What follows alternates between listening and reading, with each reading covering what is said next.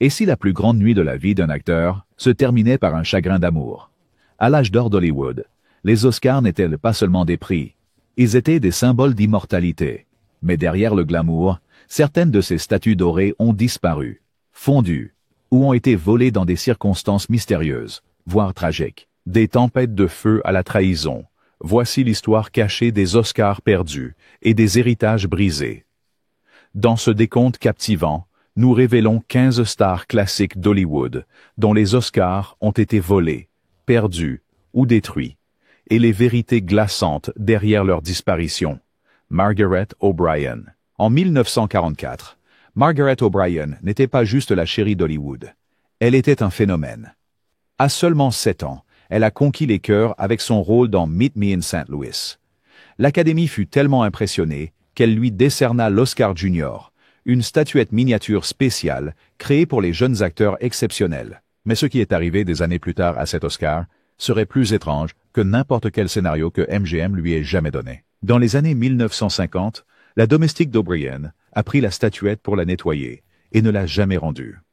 Au début, O'Brien pensait qu'elle avait simplement été égarée, mais il est vite devenu évident qu'elle avait disparu. Pendant des décennies, la disparition est restée un mystère. O'Brien soupçonnait un vol, mais il n'y avait aucune trace de la statuette. C'est devenu l'un des cas les plus étranges de l'Académie. Un Oscar volé, qui semblait se volatiliser dans les airs. O'Brien a continué sa carrière, mais elle a été profondément blessée par la perte. Cette petite statue dorée n'était pas juste un trophée. Elle symbolisait sa place dans l'histoire du cinéma, un rêve d'enfance devenu réalité. La perdre, c'était comme effacer une partie de son identité. L'Académie ne remplaçait pas les prix perdus à la légère. Donc O'Brien a vécu avec cette cicatrice émotionnelle pendant près de 50 ans. Ensuite, en 1995, un miracle s'est produit. 2 collectionneurs de souvenirs sont tombés sur un étrange Oscar miniature dans un marché aux puces. Il était abîmé et vieilli, mais gravé au nom d'O'Brien. Ils ont contacté l'Académie, qui a confirmé son authenticité, et en quelques semaines, il a été rendu à sa propriétaire légitime. O'Brien, maintenant âgé d'une 60aine d'années, a fondu en larmes lors de la remise, submergé par l'émotion qu'un morceau de son enfance ait été retrouvé. L'Académie, émue par la réunion, a même organisé une petite cérémonie pour marquer le retour. Ce n'est pas seulement l'histoire d'un trophée volé, c'est une question de mémoire, de perte et de redécouverte. Le parcours d'O'Brien avec l'Oscar nous rappelle à quel point ces symboles comptent profondément pour leurs destinataires. Ce ne sont pas juste des statues dorées, ce sont des encres émotionnelles. Pour Margaret O'Brien, récupérer le sien n'était pas une question de validation, mais de fermeture. Et pour Hollywood, c'était une fin heureuse rare dans une ville qui ne les offre pas souvent. Rod Steiger. Rod Steiger, la présence imposante derrière des performances inoubliables dans Sur les quais et dans la chaleur de la nuit, était un homme de passion ardente. En 1968, son interprétation du chef de police Gillespie dans la chaleur de la nuit lui a valu l'Oscar du meilleur acteur. C'était un moment décisif dans sa carrière, une victoire pour laquelle il avait lutté pendant des décennies d'actorat méthodique, de risques émotionnels et de sacrifices personnels. Mais l'Oscar même, qui symbolisait son triomphe, connaîtrait plus tard une fin ardente, littéralement. Le manoir hollywoodien de Steiger à Beverly Hills était aussi flamboyant que l'homme lui-même, rempli de récompenses, de scénarios et de souvenirs. Mais dans les années 1990, une tragédie s'est produite lorsqu'un défaut électrique a déclenché un incendie qui a ravagé une partie de sa maison. Bien que Steiger soit indemne, les dégâts à sa collection personnelle étaient catastrophiques. Son Oscar, fièrement exposé sur une cheminée, a été partiellement fondu dans l'incendie. Pour la plupart, cela aurait été un symbole de perte dévastatrice, mais pour Steiger, c'était autre chose. Une métaphore sombre. Il avait toujours combattu des démons intérieurs. Dépression, mariage raté, et le fait d'être catalogué dans l'industrie. Steiger a dit une fois de manière célèbre: « Les acteurs vivent dans un état constant de rejet. » Ainsi, lorsque son Oscar a fondu, il l'a vu non seulement comme une perte physique, mais comme un écho de l'indifférence cruelle d'Hollywood. Dans une certaine mesure, cela reflétait comment il se sentait oublié après ces années de gloire, malgré son talent. L'Académie a proposé de remplacer la statue, mais Steiger aurait refusé. La statue endommagée, pour lui, racontait une histoire plus vraie. C'est une image obsédante, une de haut les meilleurs acteurs d'Hollywood tenant un Oscar déformé et noirci, sa surface torsadée comme du métal fondu. C'était devenu un genre de trophée étrange, marquant non seulement une victoire, mais aussi le prix de cette victoire. Pour Steiger, cela symbolisait tout ce qu'il avait survécu, la guerre, l'échec, le chagrin d'amour, et il continuait pourtant à jouer. Peu d'acteurs portent leur carrière comme des blessures. Steiger la portait avec une honnêteté brutale. Cette histoire ne parle pas seulement d'un Oscar fondu. Elle parle de la fragilité de l'héritage. Dans une ville qui construit des mythes, même les moments les plus dorés peuvent partir en fumée. Mais ce qui a perduré, ce n'était pas la statue. C'était la performance qui l'a remporté. Rod Steiger n'avait pas besoin d'un Oscar pour être mémorisé. Il avait juste besoin d'un film et d'une vérité éclatante. Bette Davis. Quand vous pensez à Bette Davis, vous pensez à des yeux perçants, un esprit encore plus perçant, et un arsenal de performances inoubliables. Elle a été la première femme à recevoir 10 nominations aux Oscars pour l'interprétation, et en a gagné 2. Mais ce que beaucoup de fans ignorent, c'est que l'un de ces Oscars a simplement disparu. Davis a remporté son premier Oscar en 1936 pour Dangerous, bien que l'Académie n'ait pas encore adopté la désormais emblématique statuette d'or. Lorsque le design standardisé est devenu officiel, elle a reçu un remplacement. Cet Oscar est devenu celui qui a disparu dans le mystère. Dans les années 1990, l'Oscar manquant de Davis a refait surface, non pas dans un musée, mais dans une maison de vente aux enchères. Sa succession n'avait aucune trace de sa vente. En fait, il semblait avoir changé de main en privé au fil des ans. La famille et les fans de Davis étaient outrés. L'Académie, en maintenant sa règle selon laquelle les Oscars ne doivent pas être vendus, est intervenue.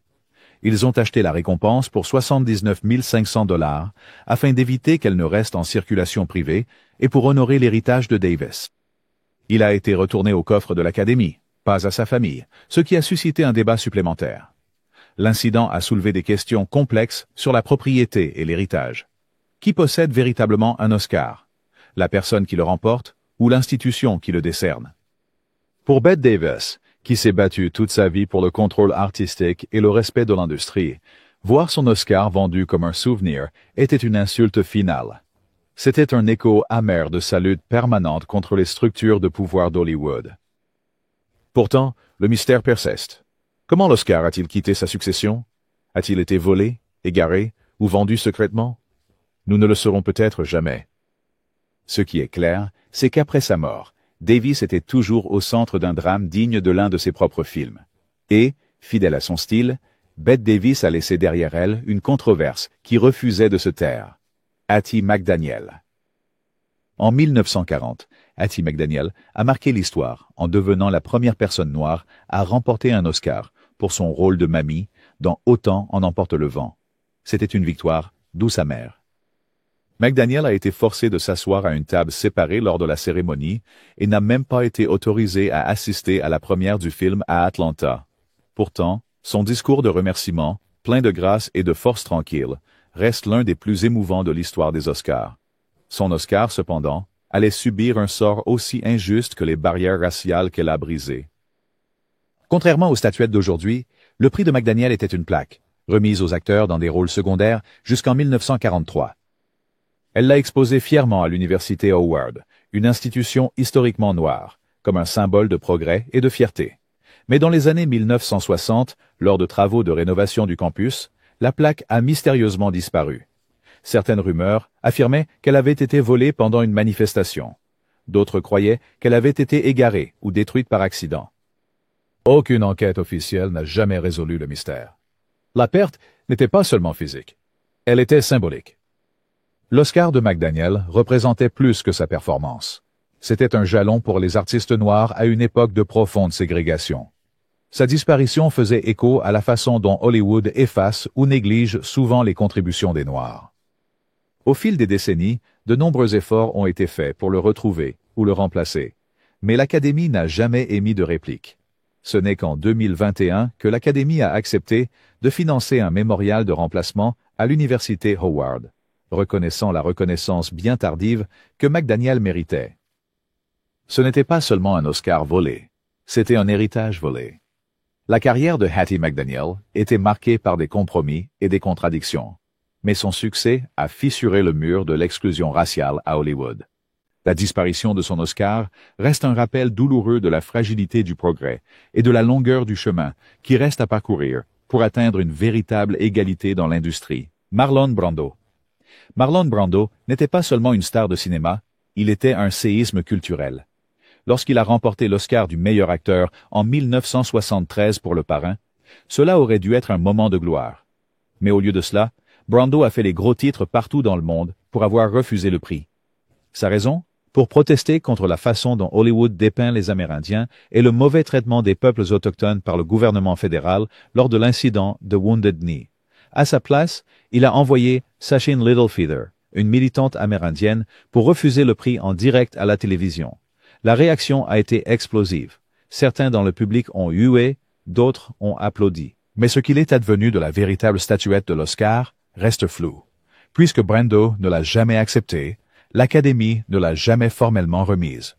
Pourtant, des années plus tard, un Oscar du meilleur acteur portant le nom de Brando est apparu dans une collection privée, suscitant des rumeurs selon lesquelles quelqu'un d'autre proche de la production pourrait s'en être emparé. Malgré cela, Brando est resté indifférent.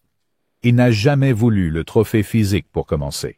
La défiance de Brando a provoqué un changement sismique dans la manière dont Hollywood voyait les Oscars, non seulement comme une célébration de l'art, mais aussi comme une plateforme d'expression politique. Sa protestation a marqué l'un des premiers et des plus dramatiques moments des Oscars utilisés pour l'activisme. Bien que cela n'ait pas entraîné un changement immédiat dans l'industrie, cela a planté une graine qui influencerait des générations d'artistes.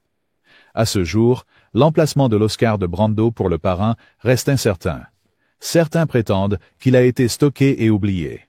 D'autres disent qu'il a été discrètement récupéré par l'Académie. Mais le plus grand mystère réside dans le détachement de Brando lui-même. Pour lui, la grandeur ne résidait pas dans une idole dorée. Elle résidait dans la vérité, même quand elle mettait les gens mal à l'aise. Cela fait de son Oscar perdu l'une des absences les plus symboliques de l'histoire d'Hollywood. Whoopi Goldberg. En 1991, Whoopi Goldberg a marqué l'histoire en remportant l'Oscar de la meilleure actrice dans un second rôle pour Ghost. Sa performance était électrisante, mêlant humour, douleur et personnalité dans un rôle qui se distinguait à une époque de rôle stéréotypé. Mais des années plus tard, cet Oscar suivrait un parcours plus étrange que n'importe quel film surnaturel. Il a disparu, directement dans le courrier. En 2002, Goldberg a renvoyé son Oscar à l'Académie pour un nettoyage et polissage de routine, un service offert aux gagnants. Mais quelque part dans le processus d'envoi, la statuette a disparu. UPS a confirmé qu'elle avait été livrée à l'installation de nettoyage désignée, mais quand le paquet a été ouvert, l'Oscar avait disparu. La panique s'est installée. Whoopi, dévastée, craignait que son honneur professionnel le plus précieux ait été volé. Le mystère s'est approfondi lorsque, quelques jours plus tard, l'Oscar a été retrouvé dans une benne à ordures à l'aéroport d'Ontario, en Californie. Il était indemne à l'exception de quelques éraflures. Personne n'a jamais totalement expliqué comment il avait fini là. La théorie dominante est qu'un employé l'a volé, a paniqué et l'a jeté lorsque la couverture médiatique a explosé.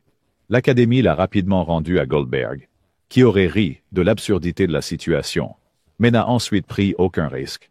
Elle l'a verrouillé. Cette étrange saga postale révèle comment même un Oscar peut être vulnérable à l'erreur humaine, à la négligence ou à la simple cupidité. Goldberg a géré la crise avec humour, mais ce fut un événement marquant. Pendant un instant, il a semblé que la plus haute distinction d'Hollywood pouvait disparaître comme n'importe quel colis ordinaire. Heureusement, cette fois-ci, l'histoire s'est terminée par des retrouvailles triomphantes. Olympia Dukakis. Lorsque Olympia Dukakis a remporté l'Oscar de la meilleure actrice dans un second rôle en 1928 pour Éclair de lune, son discours de remerciement rayonnait de sincérité et d'incrédulité. Elle avait travaillé pendant des décennies dans le théâtre et le cinéma avec peu de reconnaissance grand public, et cet Oscar était la reconnaissance tardive de l'industrie. Mais quelques heures seulement après le plus grand moment de sa vie, quelque chose de bizarre est arrivé. Son Oscar a été volé.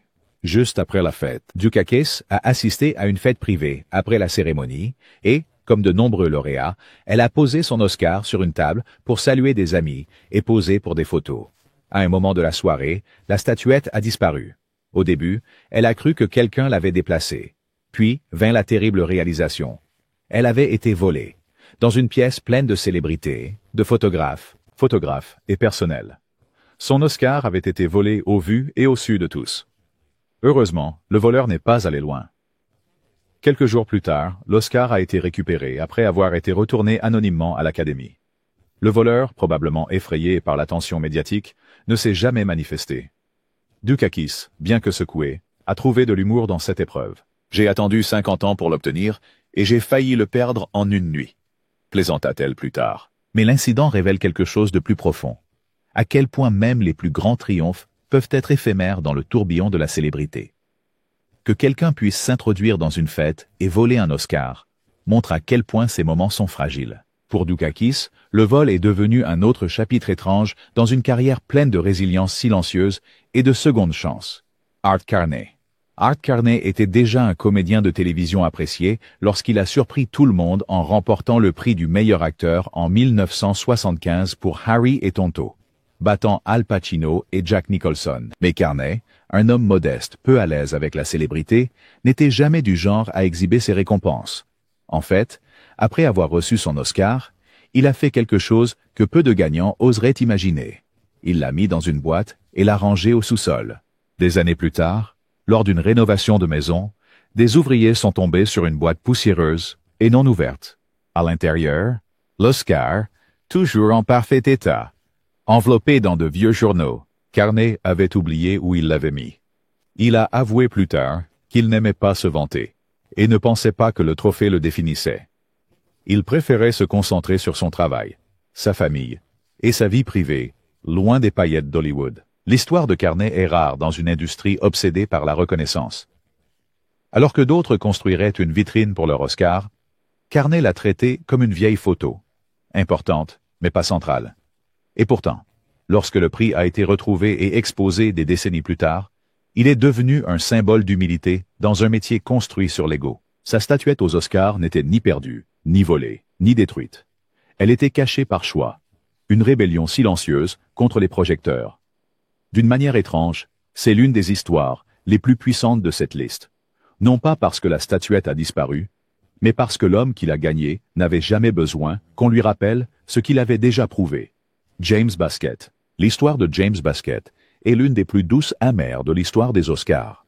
En 1948, Baskett a reçu un Oscar d'honneur pour son interprétation d'Oncle Remus dans le film Mélodie du Sud de Disney. Il a été le premier acteur noir à recevoir un Oscar honorifique, puisque l'Académie n'a pas reconnu son rôle dans les catégories compétitives en raison des politiques raciales. Walt Disney lui-même a demandé à l'Académie de décerner le prix, mais après que Baskett soit mort, quelques mois plus tard, en 1948, d'une insuffisance cardiaque, le destin de son Oscar s'est estompé dans le silence. Personne ne sait où l'Oscar a fini, pas même ses proches survivants.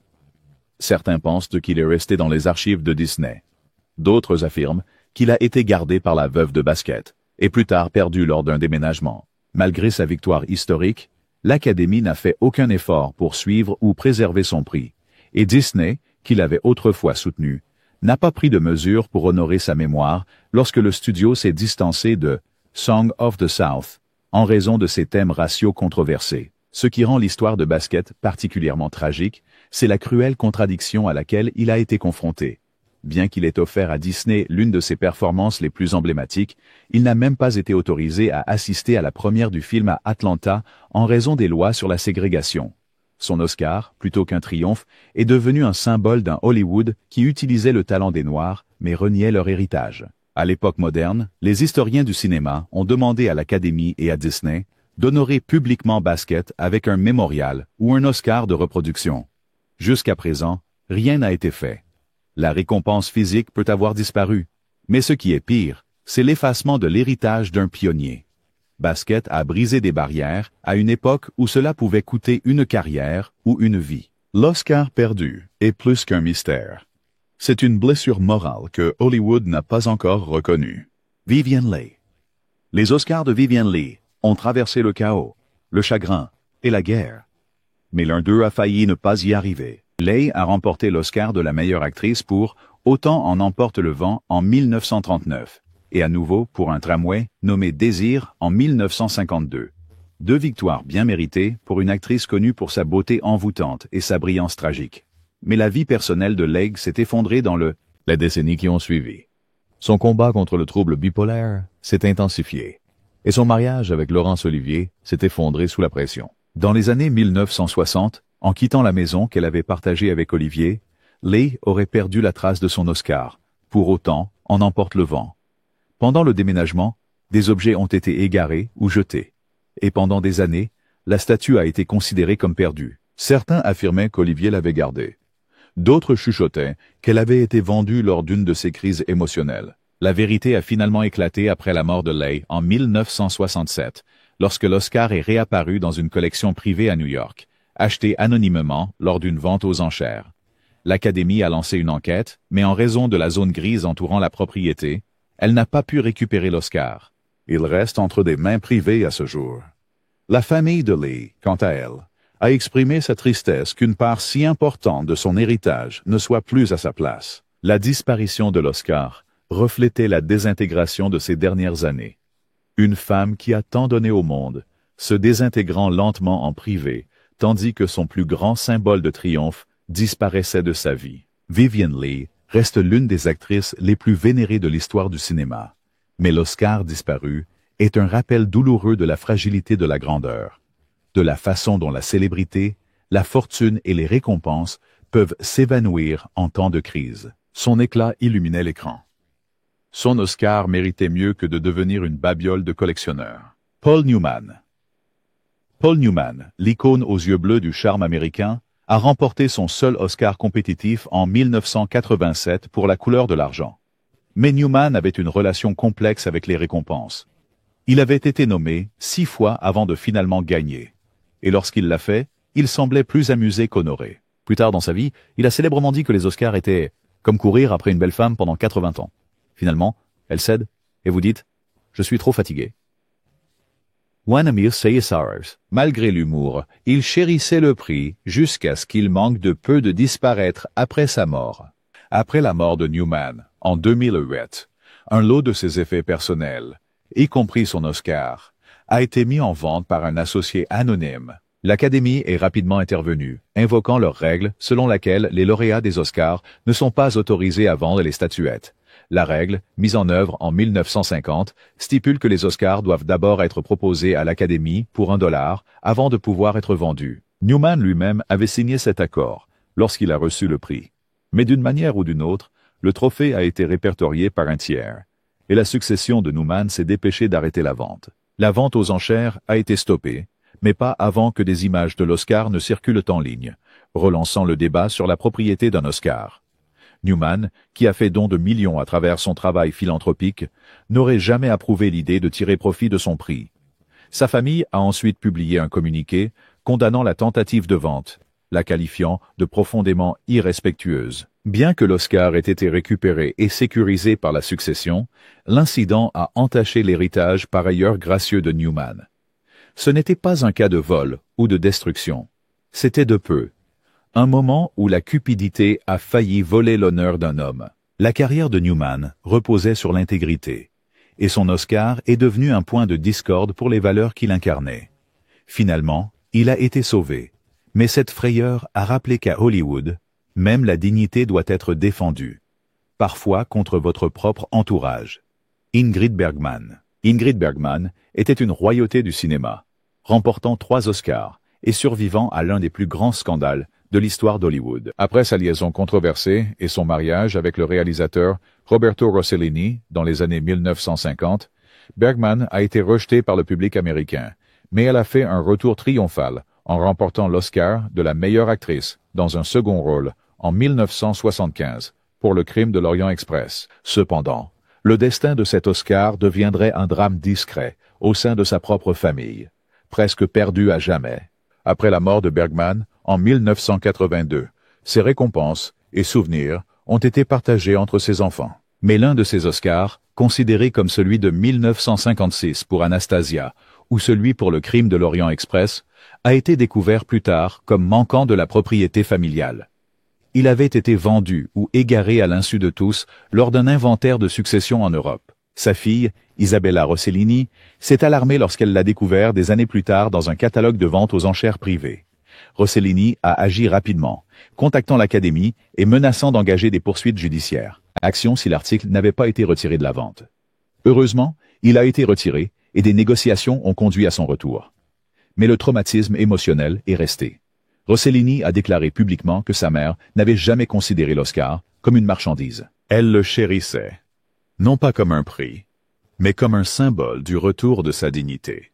L'Oscar perdu et retrouvé reflétait la carrière de Bergman, rejeté et récupéré. Son héritage a perduré, mais la perte temporaire du prix était un rappel douloureux de la facilité avec laquelle l'histoire peut s'effacer, même au sein des familles. Finalement, l'Oscar a été restitué non seulement à un foyer, mais à un héritage légitime que Bergman avait passé sa vie à reconquérir. Joan Crawford. La victoire aux Oscars de 1946 de Joan Crawford pour Mildred Pierce n'était pas seulement un triomphe professionnel, c'était une rédemption publique. Après une baisse de popularité, ce rôle a relancé sa carrière, lui valant un Academy Award qu'elle a célèbrement accepté en restant allongée dans son lit chez elle, prétextant une maladie. Mais après sa mort en 1977, le sort de son Oscar est devenu un mystère à l'image de son personnage dramatique. Le domaine de Crawford était notoirement désorganisé. Alors que plusieurs membres de la famille et représentants légaux revendiquaient divers biens, des objets ont disparu, été vendus ou mal identifiés. L'Oscar de Mildred Pierce aurait été vu pour la dernière fois dans les années 1980. Puis, rien. Certains croient qu'il a été discrètement vendu pour régler les dettes de la succession. D'autres pensent qu'il a été pris par un collectionneur qui ne s'est jamais manifesté. Pendant des années, des rumeurs ont circulé selon lesquelles il était caché dans un coffre privé de souvenirs d'Hollywood. Pour compliquer les choses, la rupture entre Joan et sa fille, Christina, qui a écrit le célèbre mémoire Mommy Dearest, signifiait que son héritage était déjà menacé. Christina, déshéritée de la succession, a affirmé qu'elle n'a jamais su ce qui était arrivé à l'Oscar et a soupçonné un acte répréhensible. Depuis, l'Académie a tenté de retrouver la statue, mais sans succès. L'Oscar de Crawford est l'un des rares Academy Awards confirmés à manquer, sans emplacement connu. Pour une femme obsédée par l'image et le contrôle, voir son plus grand triomphe professionnel disparaître est une ironie cruelle. La statue a peut-être disparu, mais l'impact féroce de Joan Crawford sur Hollywood reste gravé dans l'histoire du cinéma. Pourtant, le mystère de son Oscar perdu persiste comme la scène finale d'un film noir, sensuel, non résolu et inoubliable. Charlie Chaplin. Charlie Chaplin n'a pas remporté d'Oscar compétitif durant ses années d'or, malgré la création de certains des films les plus influents du cinéma. Ce n'est qu'en 1972 que l'Académie lui a décerné un Oscar d'honneur pour son effet incalculable sur l'industrie du cinéma. Cette nuit-là fut l'une des plus émouvantes de l'histoire des Oscars.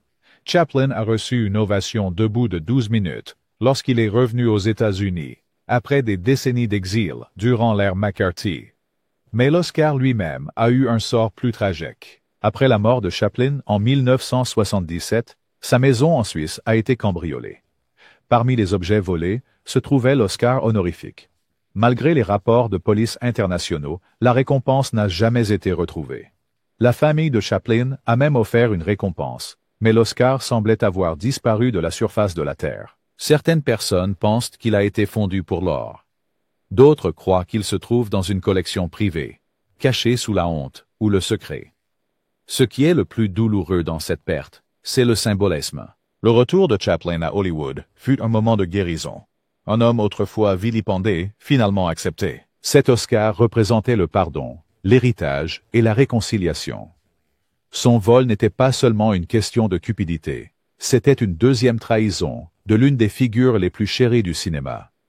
Bien que l'Académie n'ait jamais remplacé l'Oscar volé, la famille Chaplin a depuis érigé un musée en son honneur en Suisse. Mais l'absence de la récompense originale reste une plaie ouverte. Un rappel que même le plus grand icône de la comédie n'était pas à l'abri des cruautés de la vie en coulisses. Heath Ledger. Bien que n'étant pas de l'âge d'or, l'histoire tragique de l'Oscar posthume de Heath Ledger résonne avec la puissance émotionnelle d'Hollywood classique. En 2009, Ledger a remporté le prix du meilleur acteur dans un second rôle pour son interprétation saisissante du Joker dans The Dark Knight. Il était décédé l'année précédente et le prix a été accepté par sa famille en son nom. Mais en coulisses, une bataille juridique concernant la statue elle-même a bientôt Déplié. Les parents de Ledger et son ex-compagne, Michelle Williams, la mère de sa fille Matilda, n'étaient pas d'accord sur qui devait garder l'Oscar. Bien que la famille de Ledger ait présenté publiquement un front uni, des documents internes ont ensuite révélé des discussions sur la propriété et la responsabilité légale. Matilda, encore toute petite, a été désignée comme l'héritière légitime. Mais jusqu'à ce qu'elle ait 18 ans, l'Oscar devait être conservé en fiducie légale. À un moment donné, l'Académie a envisagé de reprendre la statue pour éviter tout autre conflit. Finalement, la famille de Ledger a accepté de remettre l'Oscar à la mère de Matilda pour le garder en sécurité. Mais la situation a révélé quelque chose de troublant. Même après la mort, même après une grandeur cinématographique, la bataille pour l'héritage peut fracturer les familles. La statue est restée en suspens, représentant non seulement le génie de Heath, mais aussi le chagrin laissé derrière. Aujourd'hui, l'Oscar réside apparemment en sécurité avec les tuteurs de Matilda. Mais son parcours reflète comment les récompenses, bien que symboliques, peuvent devenir des fardeaux. Dans le cas de Ledger, la récompense n'était pas seulement pour une performance. C'était un adieu, un moment de génie figé. Et, dans un retournement tragique digne de Shakespeare, même cette statue dorée est devenue partie d'un drame qu'aucun scénario n'avait prévu. Alors voilà, 15 célébrités classiques d'Hollywood, dont les Oscars ont été volés ou détruits. Derrière chaque statue dorée, il y a une histoire de passion, de trahison, de rédemption ou de chagrin. Ce n'étaient pas seulement des trophées. Ils étaient des symboles de triomphe et de vulnérabilité. Et bien que certains aient été perdus, fondus ou volés, ce qui ne peut jamais être enlevé, c'est l'héritage qu'ils représentent. Si ces histoires vous ont touché, cliquez sur j'aime. Laissez un commentaire sur votre favori. Et abonnez-vous pour plus de plongées profondes dans les drames cachés du passé doré d'Hollywood.